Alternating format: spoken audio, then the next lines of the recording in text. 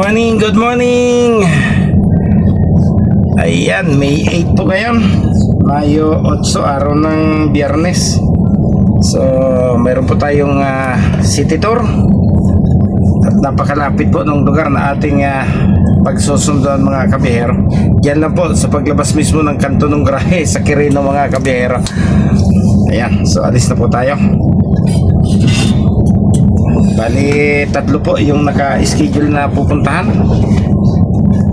Kasama po yung Quezon Memorial Circle at Luneta. So hindi ko na matandaan kung ano pa yung isa. Tatanungin na lang po natin sa pasahero mamaya mga kabiyahero. So malapit lang, hindi tayo dapat mag-worry. Pagkalabas ng kanto, doon na po yung ating meeting place ng ating mga isasakay mga kabiyahero.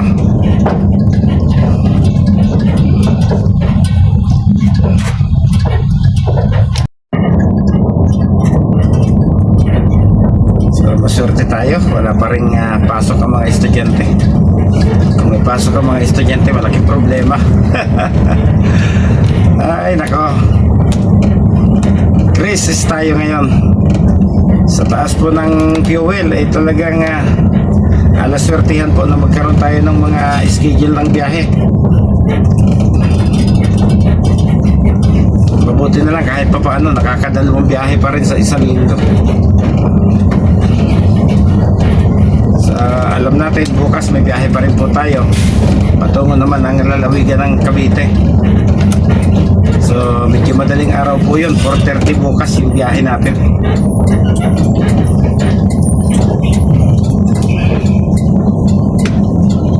Yan, halos dito lang po yung ating mga pasahero mag-aabang. Ayan na po sila, mukhang yan na nga yun. Mukhang sila na yung mga nasa gilid na yan.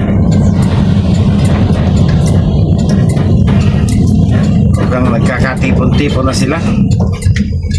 Ayan.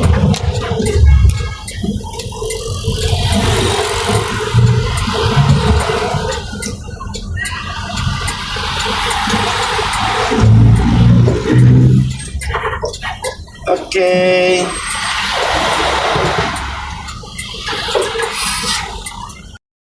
Okay, sila na nga po. Boarding time kaagad.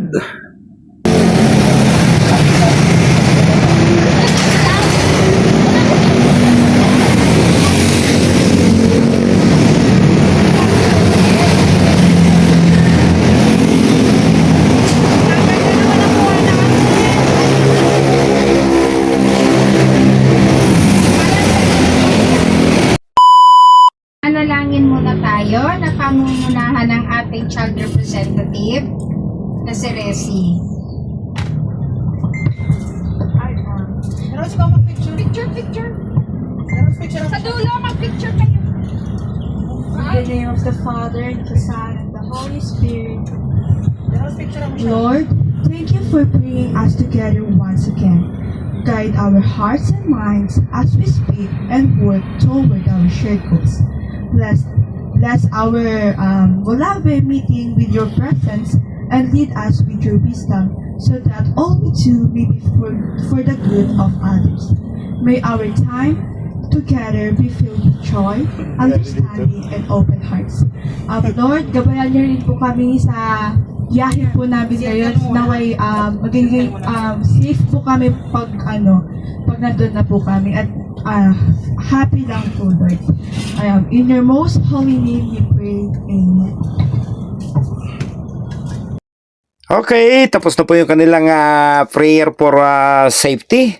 So, didiretsuhin na po natin ito hanggang Balintawak. Diretso po tayo ng EDSA southbound and then ilalim po tayo at kakaliwa po tayo sa ilalim po ng Quezon Avenue para matumbok po natin yung Quezon Memorial Circle dahil yun po yung kanilang first destination mga kabiyahero.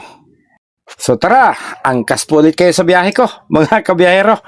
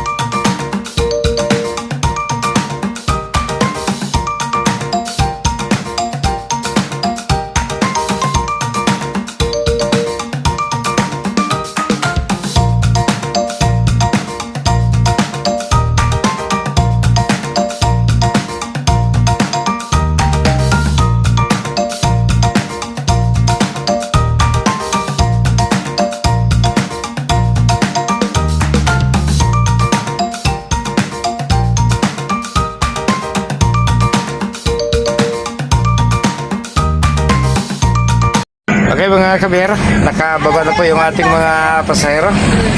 So sila daw po ay maglalagay dito at ang kanila daw po mga activities hanggang sa lunch ay aabutin daw po sila ng hanggang alas 12 ng tanghali. So tayo po ay mananatili dito sa parking at hihintayin na po natin sila. So pagkatapos po dito, ang kanila pong second destination ay doon po sa gawin ng Payatas. Mayroon daw po silang isang community na pupuntahan doon, yung Mulabi Community, mga kabiyahero. So parking na po tayo ng maayos at hihintayin na lang po natin na bumalik silang muli dito sa bus. Okay, alas 12:30 na po ng tanghali mga kabiyahero at kinakailangan na po nating magtungo doon po sa kanilang second destination. So lalabas po tayo dito sa Elliptical Road, kakaliwa po tayo and then kakanan po tayo sa Commonwealth Avenue para marating po natin yung lugar po ng Payatas mga kabiyahero.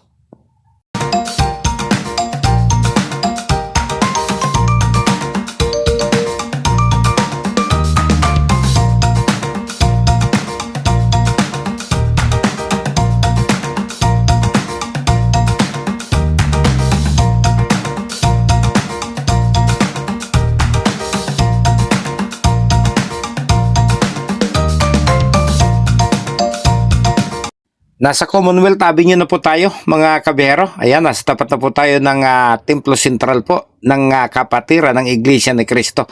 So pagdating po sa Letex, tayo po'y kakanan, doon naman po sa kalsada patungo ng Montalban, Rizal. Dahil doon po natin makikita yung daan patungo po doon sa sinasabi nilang Mulabi Community mga kabiyero. Pagkatapos po ng mahaba-habang biyahe natin dito sa Commonwealth Avenue, ikakalas na po tayo. Kakanan na po tayo dito. Patungo na po ito doon sa Payatas mga kabiyero. Nagkaroon po ng rerouting ng traffic. Instead na doon po tayo kakanan sa patungo ng sa may Letex kung tawagin. Binago po nila. Winanway na po nila yon. At dito na po tayo papasok sa secondary road mga kabiyero.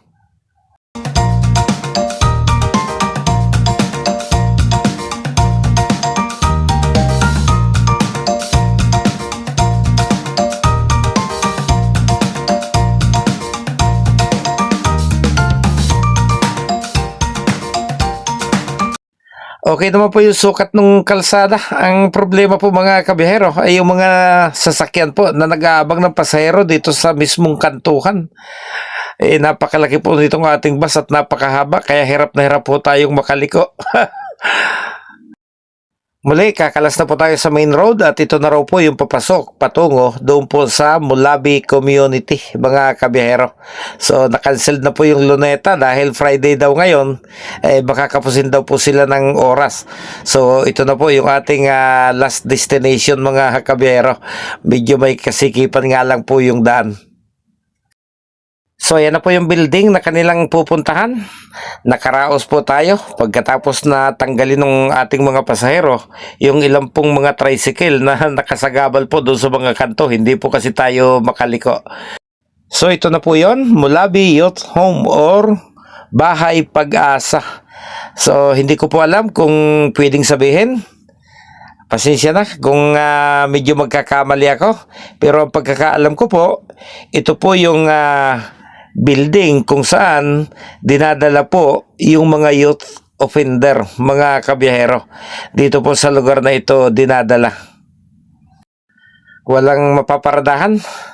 Igigilid na lang po natin dito ng pasalubong itong ating bus para makababa na po yung ating mga pasahero. So ito, nagbababaan na po sila.